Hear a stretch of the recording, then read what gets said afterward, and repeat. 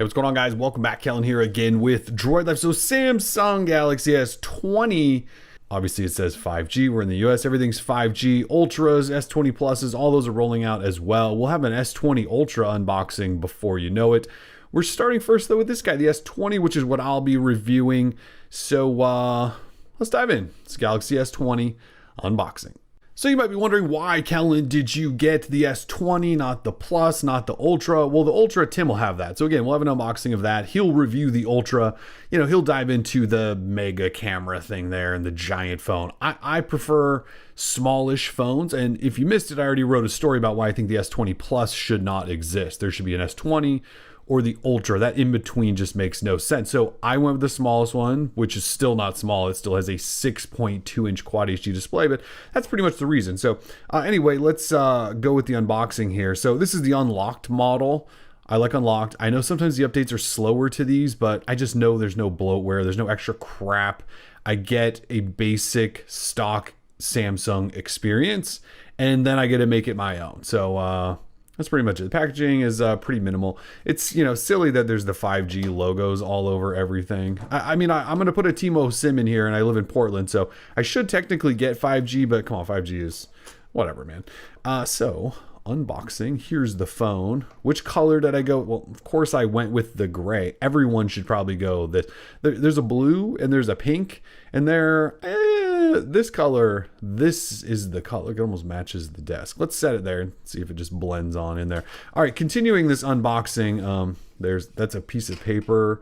So we have fast charger. I believe this is the 25 watt. Let's see.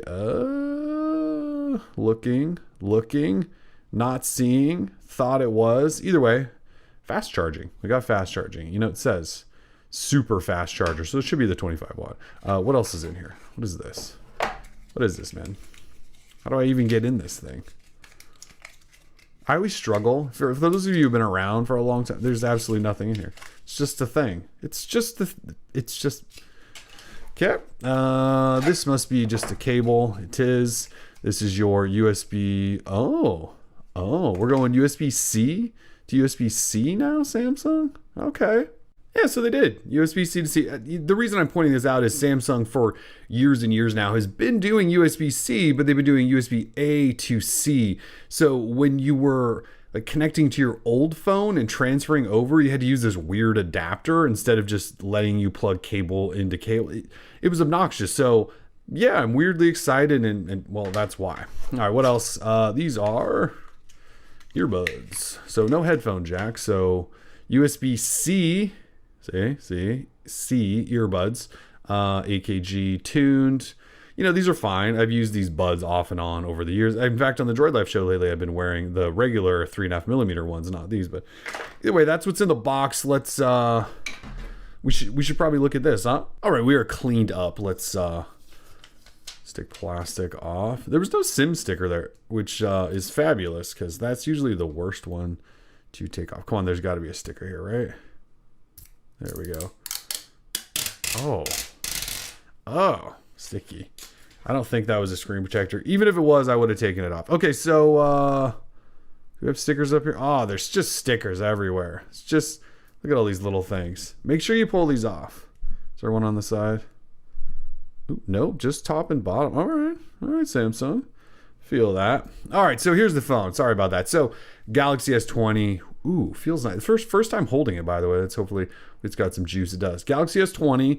I'm not going to say the 5G thing. It's just a Galaxy S20. Yes, it's powered by Android.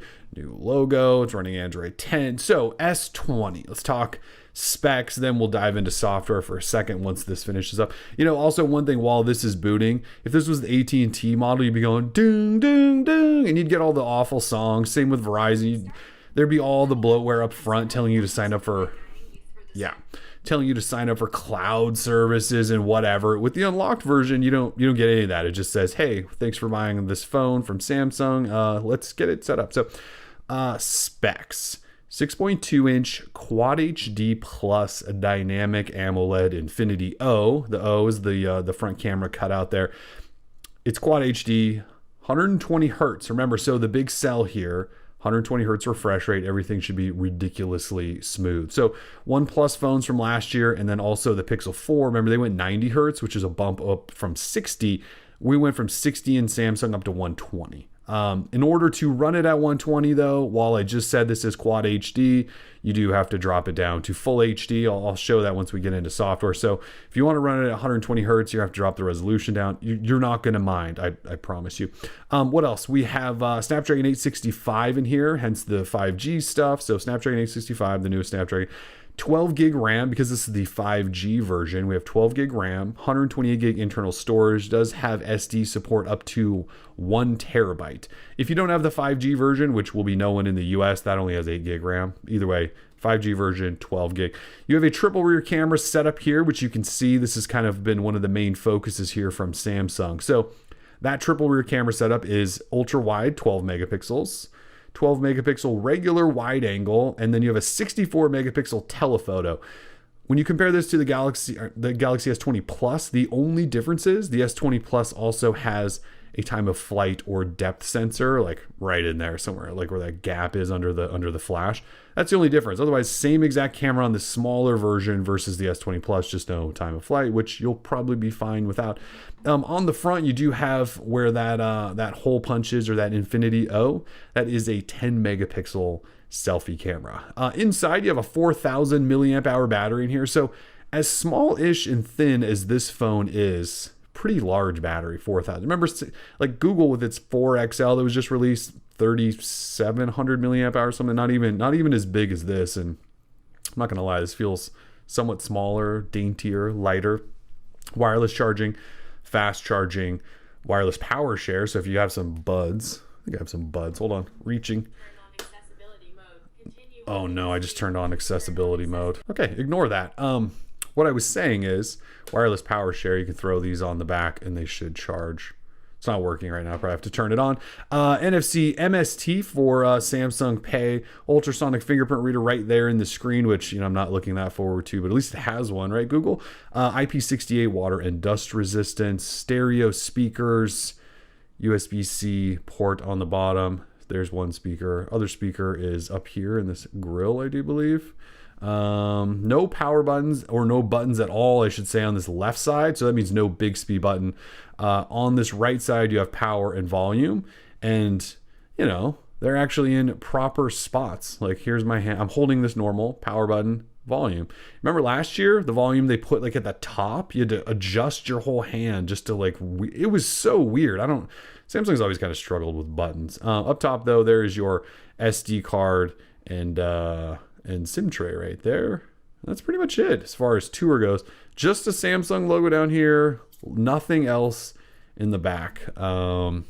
Let's fire up some software. And we just powered on through the setup process, and here we go. So really edge-to-edge display here. I mean, Samsung is really... Well, first of all, let me acknowledge this. The curved display that you guys know, I am... Michael the Curve. I am not a fan of curved displays. They've mostly eliminated. I mean, I guess this could technically fall under the waterfall department, whereas it kind of goes to the edge and then there's just this little steep drop off. But we don't have that really pronounced curve that affects, how you actually use the phone. So I'm a fan so far. It's mostly flat. Like you can see where the edge, where the black bezel is right there. That's kind of, the curve starts just before that. So it might not be bad. So anyway, let's look a little bit at software. So this is Samsung's One UI 2, and this is Android 10. So if we scroll down, about phone, software, One UI 2.1. So it's actually above 2, Android 10. And we got buttons, navigation buttons. We'll have to change those right away. Some other things to show you. Themes, wallpaper, display, dark theme, of course. We have light themes. You can schedule all of this stuff. Motion smoothness. So here we go. This is the important one. 60 hertz out of the box. So if you get a Galaxy S20, just know out of the box, it's going to be at 60, not 120. So if you want to go high refresh rate, it says get more realistic animations and smoother scrolling. Cool. Hit apply. Did I hit apply? I did. Now it should just be smoother. You're not going to be able to see this on camera. I can tell. I can tell already, even though I know you can't. But you can see the resolution, though, drop down to full HD. It might have been there, but it definitely will have to.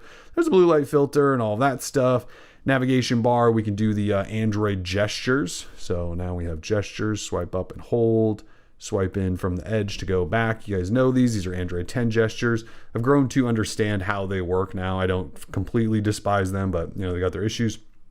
You can double tap on this and load into the camera. That was the power button.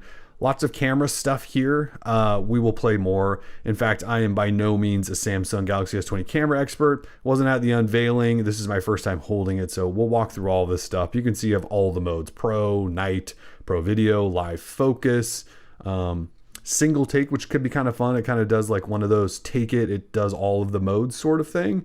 Cancel that. Anyway, we'll dive more into that. Swipe up. I really wish they would get rid of this swipe up down thing and the horizontal, whatever. Samsung phone. It's the Galaxy S20.